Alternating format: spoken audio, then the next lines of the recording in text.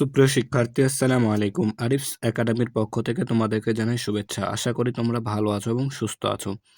আজকে আমি তোমাদের গণিত বইয়ের পৃষ্ঠা নম্বর 22 এর 9, 10 এবং 11 নম্বর প্রশ্নের সমাধান করে দেব। ঠিক আছে? তাহলে চলো শুরু করা যাক। তো প্রথমে আমরা 9 নাম্বারটা দিয়ে শুরু করব। ঠিক আছে?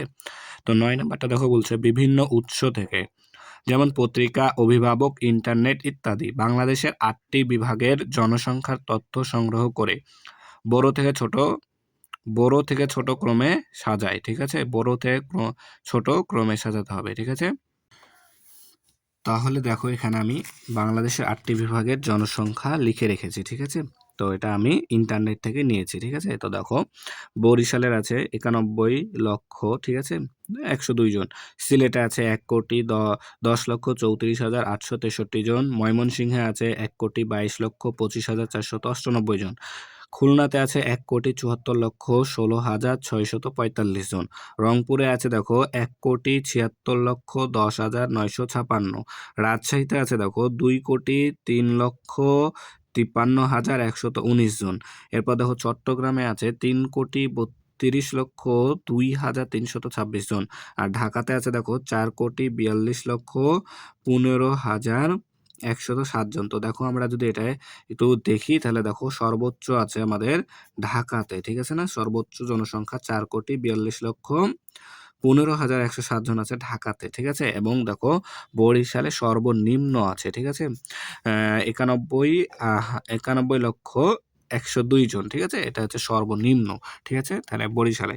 তো আমাদের প্রশ্নে ছিল যে বড় থেকে ছোট ক্রমে সাজাতে হবে। ঠিক আছে? তো দেখো আমি এখানে সাজায় রেখেছি। ঠিক আছে?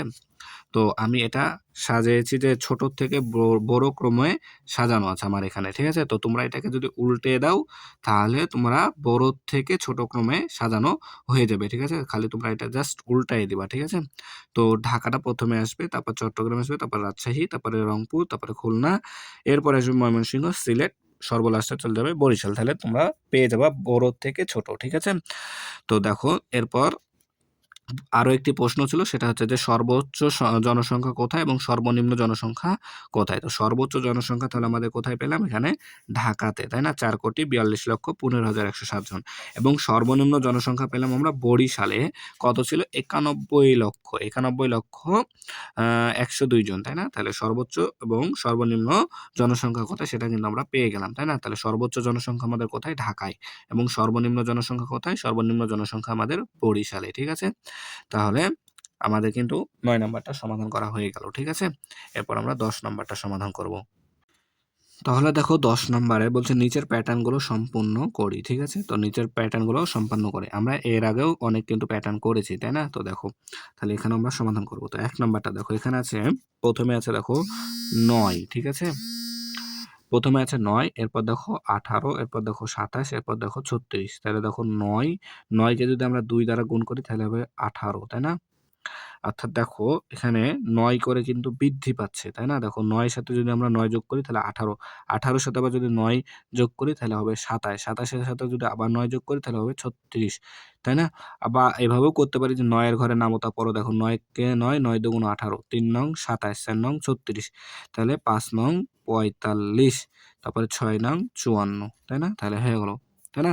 এরপর দেখো 2 নাম্বার, দেখো এখানে আছে 48, এরপর আছে দেখো 40, এরপর আছে 32, এরপর আছে 24। তো দেখো 48 থেকে 40 হয়েছে, তাহলে কত কমেছে? 8 কমেছে, তাই না? আবার দেখো 40 থেকে 32, তাহলে 40 থেকে 32 দেখো যদি বিয়োগ করি তাহলে দেখো এখানে আছে 0, 0 থেকে 2 বাদ দেয় না, তাহলে 0 কে 10 ধরবো, 10 থেকে 2 বাদ দিলে 8, তাহলে 8 থেকে 1, 1 দিলে 4 হয়ে যাবে, 4 থেকে 4 বাদ দিলে 0, বংশের দাম না, তাহলে 8 করে কমছে, তাই না? দেখো প্রত্যেক ক্ষেত্রে আমাদের 8 করে কমছে। তাহলে এখানে 24 আছে, 24 থেকে যদি 8 বাদ দিই তাহলে কত হবে? 16। ঠিক আছে? আবার 16 থেকে যদি 8 বাদ দিই তাহলে হবে 8, তাই না? এরপর দেখো এখানে আছে দেখো 178, 178, তারপরে আছে 172, তাহলে 178 থেকে যদি 178 থেকে যদি 172 বিয়োগ করি তাহলে কত কমে? দেখো 8 থেকে যদি 2 বাদ দিই তাহলে 6, 7 7 বাদ 0, 1 থেকে বাদ 1 0, তাহলে বাম শূন্যের দাম নাই, তাহলে 6। দেখো প্রত্যেক ক্ষেত্রে এখানে 6 করে কমছে, তাই না?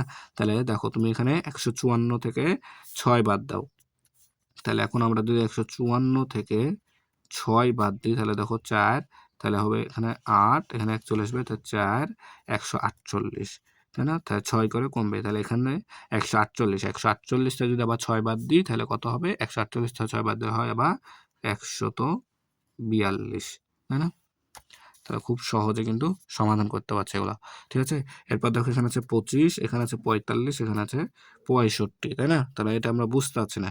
তবে দেখো আমরা একটা চিন্তা করতে পারি যে 5 করে যদি আমরা বাড়াই, দেখো এখানে আছে 25, তাহলে 5 যোগ করলে হবে 30, 30 এর সাথে 5 যোগ করলে হবে 35, 35 এর সাথে 5 যোগ করলে হবে 40, 40 এর সাথে 5 যোগ করলে 45, দেখছো মিলে গেল। তাহলে 5 যোগ করতে হবে সবটার ক্ষেত্রে। তাহলে এখানে 25, তাহলে 30, 30 এর পর 35, 35 এর পর 40, 40 এর পর 45, 45-এর সাথে 5 যোগ করলে হয় 50, 50-এর সাথে 5 যোগ করলে হয় 55, 55-এর সাথে 5 যোগ করলে হয় 60, 60-এর সাথে 5 যোগ করলে হয় 65, ঠিক আছে? দেখো তাহলে খুব সহজে কিন্তু করতে পারছি। এরপর 11 নম্বরটা দেখো, বলছে একটি প্যাটার্ন করি যার শুরু হবে 0 দিয়ে, 0 দিয়ে, ঠিক আছে? এবং নিয়মটি হবে আগের সংখ্যার সংখ্যায় 8 যোগ, ঠিক আছে? তাহলে দেখো এটা করতে পারি একটুভাবে। তাহলে প্রথমে শুরু হবে 0 দিয়ে, তাই না? তারপরে তারপরে সংখ্যাটা হবে কত? 8, তাই না? 8 যোগ করতে হবে, তাই না? এই সংখ্যার সাথে 8 যোগ করলে দেখো 0 এর সাথে যদি 8 যোগ করি তাহলে 8 হবে। এরপর দেখো 16 হবে। এরপর দেখো 24, এরপর দেখো 32।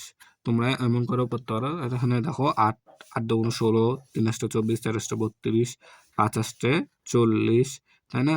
তারপর 6 আষ্টে 48, এভাবে তোমরা নামতা দিয়েও করতে পারো। তারপর ডট ডট দিয়ে দিতে হবে, তাই না? তার কারণ আমাদের এখানে বলে দেয়নি যে শেষ সংখ্যাটা এত হবে, ঠিক আছে? তাহলে এভাবে লিখে এখানে ডট ডট দিয়ে দিতে হবে, ঠিক আছে না? তাহলে দেখো আমরা খুব সহজে কিন্তু 9, 10 এবং 11 নাম্বারটা সমাধান করে ফেললাম, ঠিক আছে? তাহলে আমাদের এই অধ্যায়টা শেষ, তাই না? তাহলে দেখো আমরা খুব সহজে কিন্তু এগুলা সমাধান করতে পারছি, ঠিক আছে? এখন তোমরা বেশি বেশি করে প্র্যাকটিস করবা, তাহলেই হবে, ঠিক আছে? তাহলে আজকে এই পর্যন্তই।